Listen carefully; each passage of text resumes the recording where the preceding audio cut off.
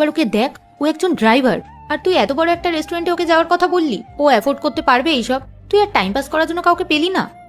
আরে পূজা, আমি কি ওকে বলেছিলাম নাকি? ও তো নিজেই আমাকে অফার করলো। আর এমনিতেও একদিন আমাকে লাঞ্চে নিয়ে গেলে ও কি গরিব হয়ে যাবে নাকি? এমনিতেও তো ও গরিবই।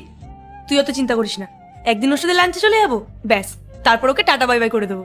এরপরে কি হয় সেটা দেখার আগে মায়ের কাছে 10 টাকা চাইলে 20 টাকা দেয়, একটা রুটি চাইলে 2টা রুটি দেয়। সেই মাকে যদি ভালোবাসো তাহলে ভিডিওটিতে লাইক করে চ্যানেলটি সাবস্ক্রাইব করো, আর কমেন্টে আই লাভ ইউ মা লেখো। হাই। হাই, এসে গেছো তুমি? হ্যাঁ সরি, একটু দেরি হয়ে গেল। আর তুমি ওকেও সাথে করে নিয়ে এসছো?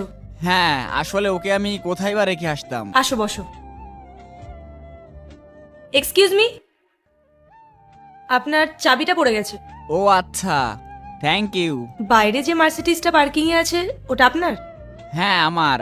আর এরপরে কি হয় পার্ট 2 দেখতে চাইলে কমেন্ট করো।